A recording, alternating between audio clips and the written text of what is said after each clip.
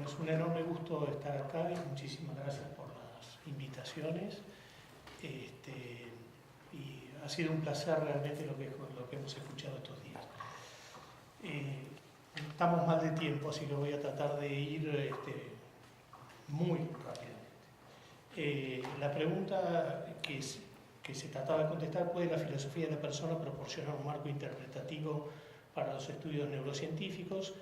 Como uno tiene que hablar de sus zapatos, y yo soy básicamente clínico y de la experiencia de formación previa, así que yo lo llamé perspectiva de la clínica médica, entendiendo por clínica en sentido más amplio y medicina en sentido más amplio. El abstract es sí puede, pero hay que definir un poquitito más. Primero, qué filosofía de la persona; segundo, qué medicina clínica; y tercero, qué estudios neurocientíficos. Y esta presentación tiene más crítica a la medicina y a la neurociencia que a la filosofía. Por lo tanto, muchas de las cosas que ya hemos dicho, o ya se han dicho acá, no las voy a pasar muy rápidamente sobre ellas.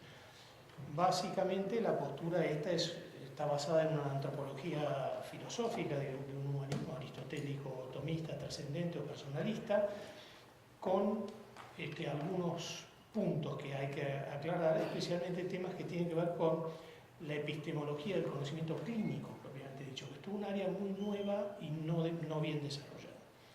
Segundo, ¿qué medicina clínica? Acá hay todo un tema de la filosofía de lo que es la medicina propiamente dicha y qué es la clínica propiamente dicha. Resumido, todo lo que tiene que ver con la salud es medicina y todo lo que tiene que ver con la salud es clínica, en tanto que contacte con un sujeto individual.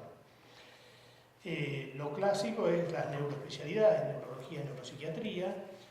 Ahora, y acá entra un poquito temas de historia personal, que no me gusta hablar de lo personal, pero hay toda una escuela en Estados Unidos en la cual yo me formé, que es la integración de las ciencias de la conducta totales con la medicina interna. Por lo tanto, sale uno de los temas que ya habló el doctor Marcos en la primera presentación, que es la gran dificultad del diálogo interdisciplinario y al mismo tiempo la gran riqueza que eso tiene. Entonces, hay un enorme conjunto de ciencias que confluyen ahí. El otro tema es que las neurociencias clínicas no están bien desarrolladas. Está establecido, digamos, que es así lo que es las neuroespecialidades, pero hay un enorme capítulo de neurociencias clínicas. Estábamos hablando recién con Pascual, el vértigo, una cosa de todos los días que ve cualquier médico. El vértigo es un complejísimo sistema neural que es problema diario, cotidiano, de prácticamente cualquier médico, cualquier guardia. Así que es un tema y habitualmente los médicos no entienden bien. ¿Y qué estudios neurocientíficos? Lo que voy a tratar de clarificar es que también acá hay que matizar mucho el tema La neurociencia, por ejemplo, la Sociedad de Neurociencias en Estados Unidos ha hecho una especie de resumen de todo eso, pero la neurociencia era mucho más de lo que es ahora, que está todo colapsado en una cosa que se llama neurociencia. Y además hay que distinguir lo que es la neurociencia para hacedores, o sea, investigadores, de la neurociencia para usadores. Esto es un concepto que viene de epidemiología clínica, pero es muy importante porque el profesional tiene que usar la neurociencia del que usa para su propia práctica. Y son dos conceptos totalmente distintos. Una cosa es que uno tenga perfil de investigador o investigador clínico, y otra cosa es que uno sea un hacedor del conocimiento, un usador del conocimiento. Finalmente, existe toda una cosa que es lo que estamos viendo todos los días en la radio, en la televisión, en todos lados, una especie de neurociencia de divulgación.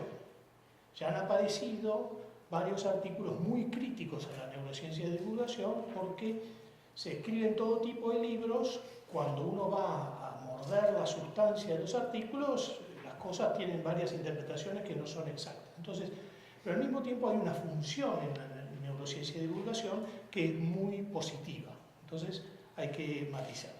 Este es el abstract de la presentación actual y voy a volar ahora sobre las cosas.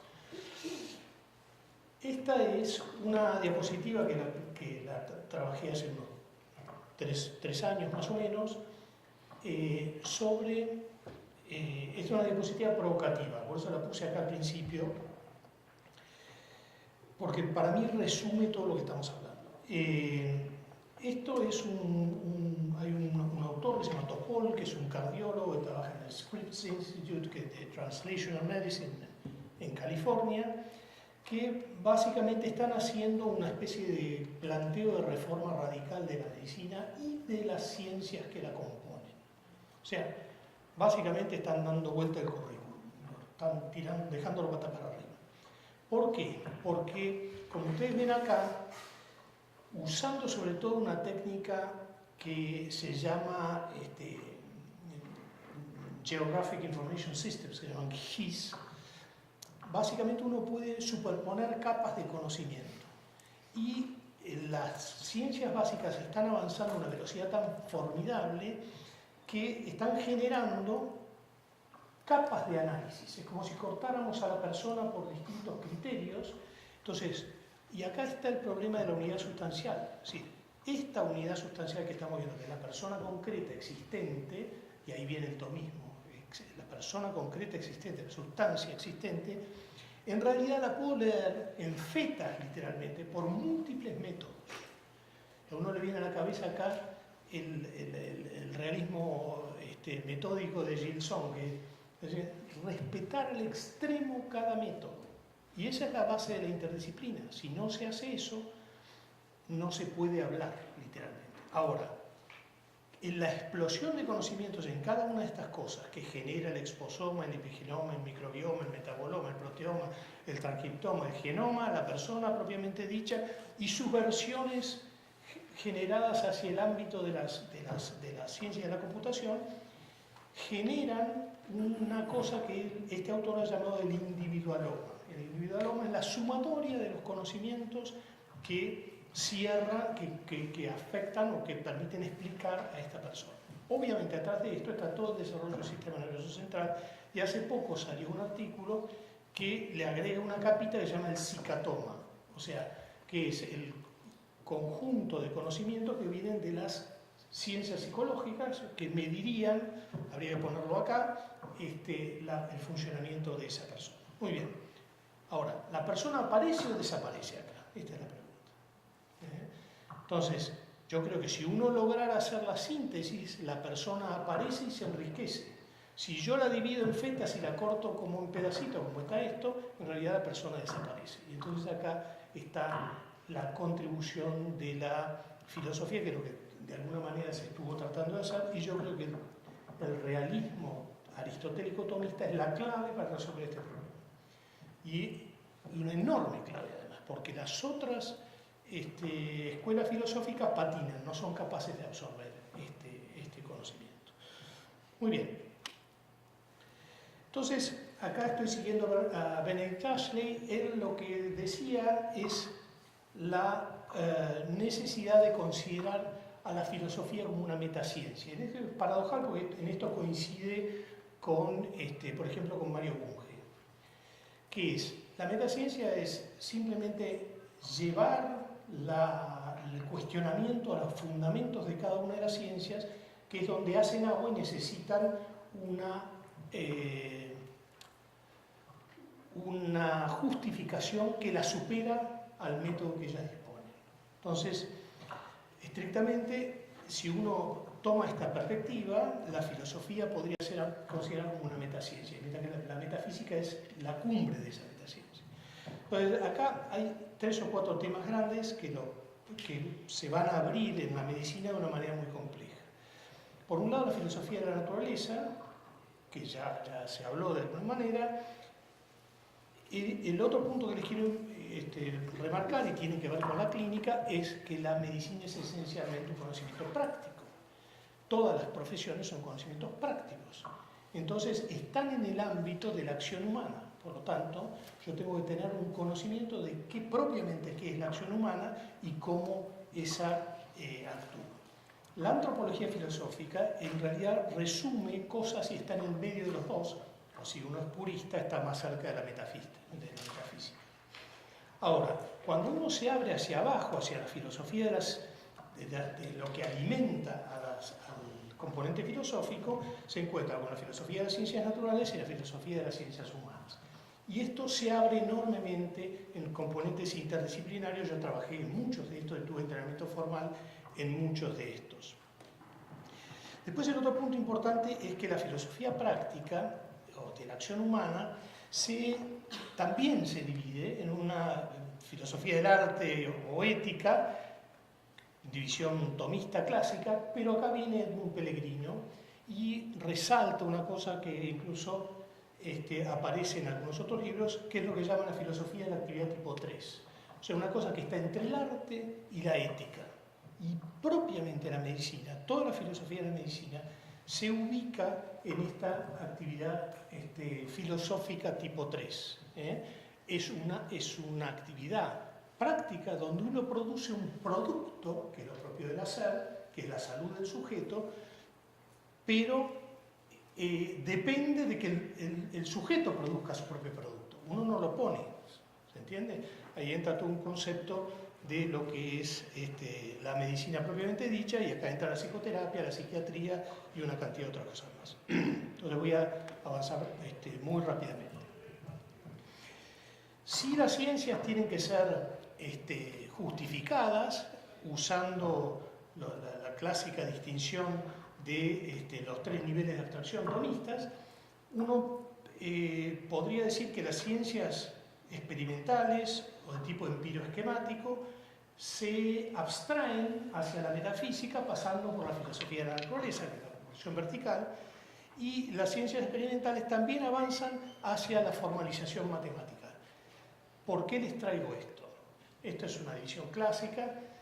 Esto es extremadamente importante y en los últimos años, yo fui actor de alguna manera de esto, trabajé mucho en la matematización de la medicina a través de la medicina basada en evidencia, que ahora se llama medicina basada en la evidencia, que es mucho más complejo que eso, pero ciertamente hay un problema en la matematización y hay un gran potencial.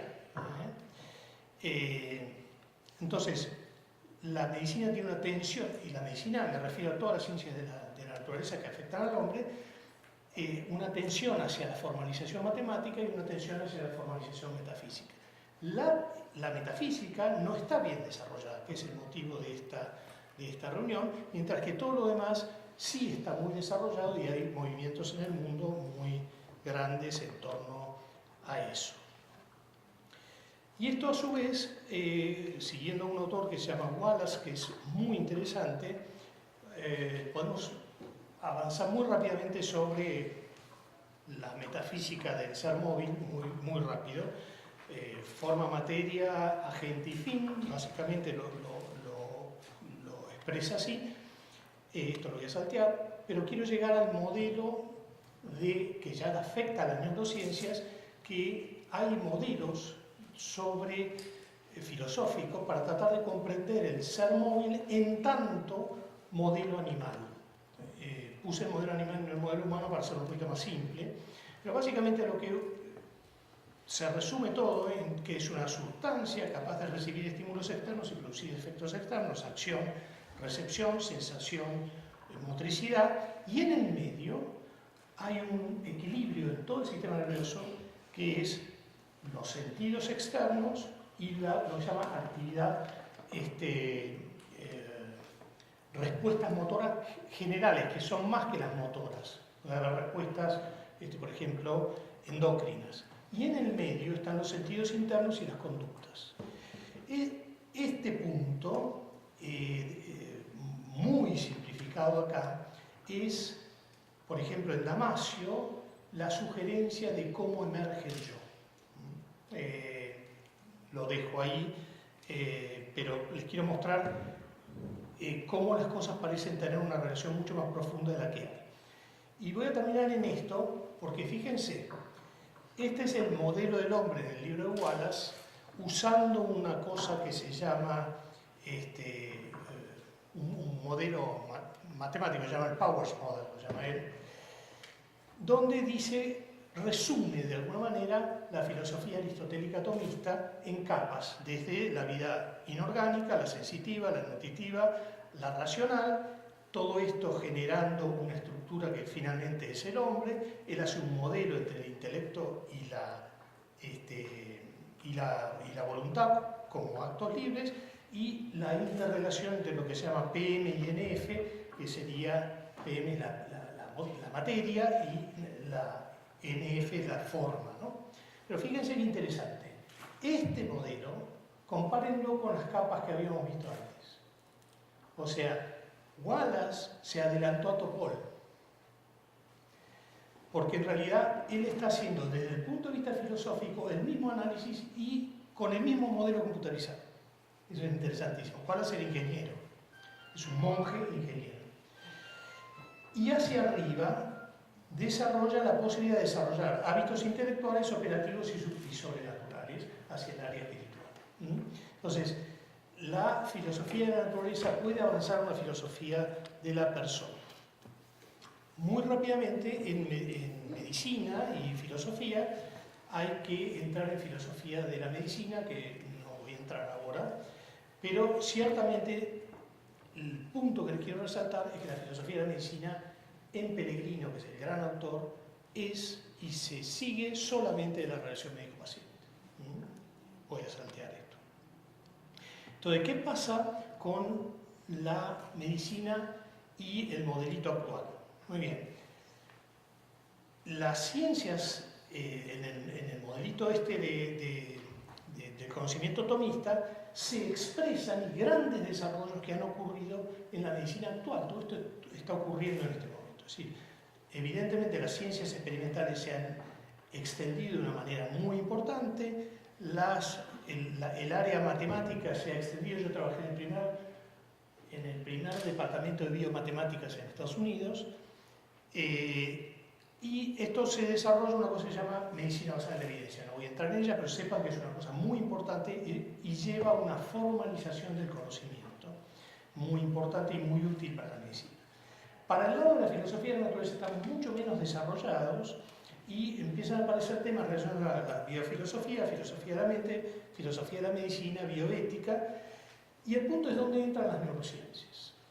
Las neurociencias, que a mi entender lo que está pasando es que las neurociencias proveen componentes para las dos ramas. Entonces, permiten formalizar la complejidad de la persona humana y por lo tanto interactúan con elementos de filosofía de la naturaleza, con elementos de la antropología filosófica y con elementos de las ciencias experimentales, especialmente la neurobiología. Entonces, las neurociencias hay que de alguna manera cuestionarlas y hacerlo diciendo que hay muchas neurociencias, no una neurociencia. Cuando uno va a la neurología, a la neuropsiquiatría, básicamente se resumen tres grandes explicaciones por el lado del objeto empiroesquemático de lo que es el sistema nervioso central. Una es la teoría general de sistemas y el sistemismo, por ejemplo, de Mario Bunge. Un tema muy importante son los reflejos y la integración de sistemas orgánicos y su principio en la homeostasis. Eso está muy bien desarrollado en Walter Cannon y otros. Y hay un tema muy importante que son los niveles de organización e integración del organismo. Es un concepto central que desarrolla John Huggins Jackson en el año 1860, por ahí. De 1860 a 1880. Básicamente lo que dice es que por cada estructura neural, y está todo estudiado neurológicamente esto, por cada estructura neural se va aumentando de complejidad y aumentando de interioridad. A medida que uno sube las capas del sistema nervioso central, se puede entender la lógica interna, digamos así, del sistema nervioso central. Y de ahí salen lo que se habló en estos días, funciones cerebrales, mente y conducta, y en el área médica, la psicología médica o las ciencias de la conducta. Hacia el área biométrica, entonces, está todo el tema de las ciencias clínicas de la medicina basada en la evidencia. Ahora, ya tenemos que parar. La medicina clínica, y yo termino con esto, la medicina clínica en los últimos años, y en esto también he trabajado mucho, implica a las neurociencias de una forma que todavía no está bien desarrollada. Porque si uno mira las ciencias clínicas y la relación médico-paciente, estrictamente son dos yo en diálogo. Entonces, todo el conocimiento es intersubjetivo e interpersonal. Y por lo tanto hay que formalizar la forma de ese conocimiento en una charla muy larga hecha sobre el tema del conocimiento médico, que es cómo estos dos yo en diálogo generan un conocimiento científico. Que tiene una particularidad, que es un conocimiento en el primer nivel de abstracción, o sea, conoce a un sujeto existente y al mismo tiempo formaliza y abstrae de él otros elementos. En esto se desarrolla el arte clínico, ya termino. Ha tenido mucha influencia una serie de modelos de pensamiento médico, dentro de los cuales se distinguen dos. Acá les traigo uno solo, el trabajo de Kahneman, que es un psicólogo experimental muy importante, que tiene el premio Nobel, que distingue el pensamiento tipo 1 y tipo 2, o sea, el intuitivo y el racional, básicamente. Todo esto, a su vez, genera una serie de cuestiones en la filosofía de la medicina y que la filosofía de la medicina intenta resolver. Hay todos grandes capítulos sobre esto que no voy a desarrollar. Entonces, lo que estamos, vuelvo al abstract, podemos entender la forma como estas cosas contribuyen a la comprensión de la persona, pero hay que separar lo que está pasando en estas cosas, tanto en las neurociencias como en la medicina, y nuevos desarrollos que son muy importantes y que están ocurriendo en este momento.